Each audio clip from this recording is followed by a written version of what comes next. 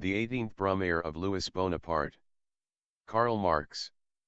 Preface to the second edition, 1869. My friend Joseph Wade Meyer, whose death was so untimely, intended to publish a political weekly in New York starting from January 1, 1852. He invited me to provide this weekly with a history of the coup d'état. Down to the middle of February, I accordingly wrote him weekly articles under the title The 18th Brumaire of Louis Bonaparte. Meanwhile, Wade Meyer's original plan had fallen through. Instead, in the spring of 1852 he began to publish a monthly, Die Revolution, whose first number consists of my 18th Brumaire. A few hundred copies of this found their way into Germany at that time, without, however, getting into the actual book market. A German bookseller of extremely radical pretensions to whom I offered the sale of my book was most virtuously horrified at a presumption so contrary to the times. From the above facts it will be seen that the present work took shape under the immediate pressure of events and its historical material does not extend beyond the month of February, 1852. Its republication now is due in part to the demand of the book trade, in part to the urgent requests of my friends in Germany.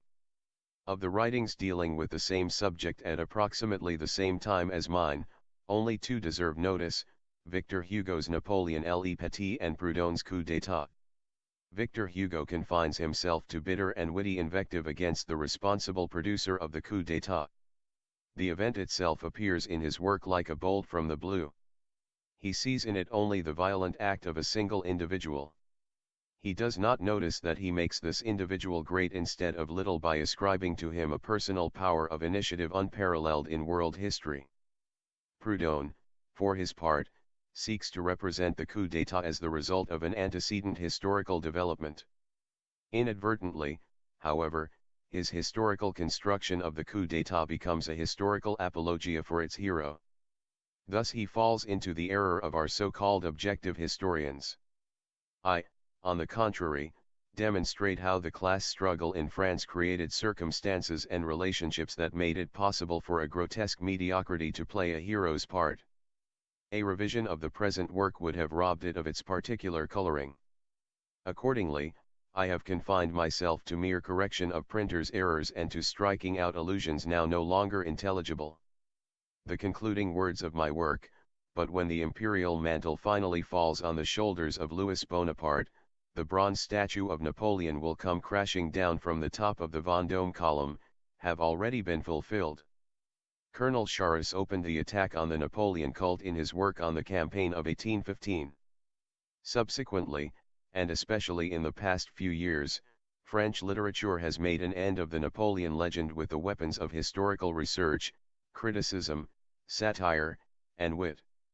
Outside France, this violent breach with the traditional popular belief, this tremendous mental revolution, has been little noticed and still less understood. Lastly, I hope that my work will contribute toward eliminating the school-taught phrase now current, particularly in Germany, of so-called Caesarism. In this superficial historical analogy the main point is forgotten, namely, that in ancient Rome the class struggle took place only within a privileged minority, between the free rich and the free poor, while the great productive mass of the population, the slaves, formed the purely passive pedestal for these combatants. People forget Sismondi's significant saying, the Roman proletariat lived at the expense of society, while modern society lives at the expense of the proletariat. With so complete a difference between the material, economic conditions of the ancient and the modern class struggles, the political figures produced by them can likewise have no more in common with one another than the Archbishop of Canterbury has with the High Priest Samuel. Karl Marx. London, June 25, 1869. Works of Frederick Engels. 1885. Preface to the third German edition of The 18th Brumaire of Louis Bonaparte, Footnote 39. The fact that a new edition of the 18th Brumaire has become necessary, 33 years after its first appearance, proves that even today this little book has lost none of its value. It was in truth a work of genius. Immediately after the event that struck the whole political world like a thunderbolt from the blue, that was condemned by some with loud cries of moral indignation and accepted by others as salvation from the revolution and as punishment for its errors, but was only wondered at by all and understood by none. Immediately after this event Marx came out with a concise, epigrammatic exposition that laid bare the whole course of French history since the February days in its inner interconnection. Reduced the miracle of December 2, footnote 40, to a natural, necessary result of this interconnection, and in so doing did not even need to treat the hero of the coup d'état otherwise than with the contempt he so well deserved. And the picture was drawn with such a master hand that every fresh disclosure since made has only provided fresh proofs of how faithfully it reflected reality.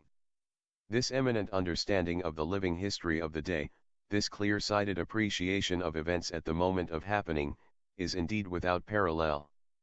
But for this, Marx's thorough knowledge of French history was needed. France is the land where, more than anywhere else, the historical class struggles were each time fought out to a decision, and where, consequently, the changing political forms within which they move and in which their results are summarized have been stamped in the sharpest outlines. The center of feudalism in the Middle Ages, the model country of unified monarchy, resting on estates, since the Renaissance, footnote 41, France demolished feudalism in the Great Revolution and established the unalloyed rule of the bourgeoisie in a classical purity unequaled by any other European land.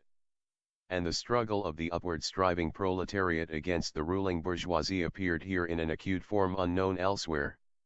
This was the reason why Marx not only studied the past history of France with particular predilection, but also followed her current history in every detail, stored up the material for future use and, consequently, events never took him by surprise. In addition, however, there was still another circumstance.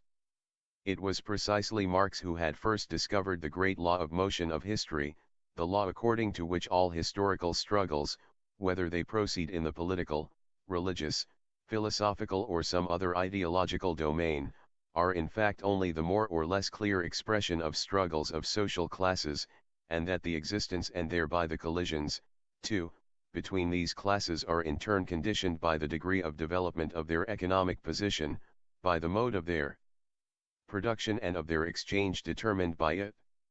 This law, which has the same significance for history as the law of the transformation of energy has for natural science, this law gave him here, too, the key to an understanding of the history of the Second French Republic. Footnote 42.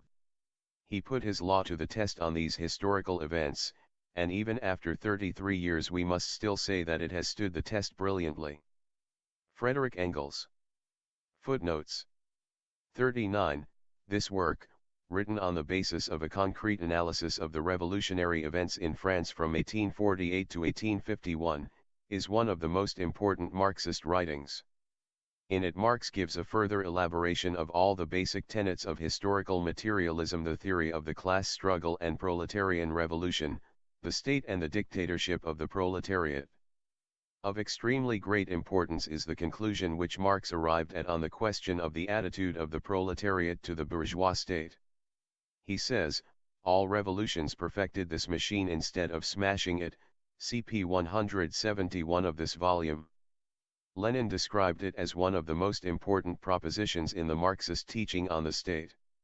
In the 18th Brumaire of Louis Bonaparte, Marx continued his analysis of the question of the peasantry, as a potential ally of the working class in the imminent revolution, outlined the role of the political parties in the life of society and exposed for what they were the essential features of Bonapartism. 95, 97. 40, on December 2, 1851 a counter-revolutionary coup d'état in France was carried out by Louis Bonaparte and his adherents. 95, 99, 120, 254, 264, 287, 393, 653. 41. Renaissance, a period in the cultural and ideological development of a number of countries in Western and Central Europe called forth by the emergence of capitalist relations, which covers the second half of the 15th and the 16th century. This period is usually associated with a rapid development in the arts and sciences and the revival of interest in the culture of classical Greece and Rome, hence the name of the period. For Engels' description of the Renaissance, see his Introduction to Dialectics of Nature, pages 342-44, of this volume. 95, 628. 42. The Second Republic existed in France from 1848 to 1852. For Marx's description of this period, see the Class Struggles in France, 1848 to 1850, and the 18th Brumaire of Louis Bonaparte. 96.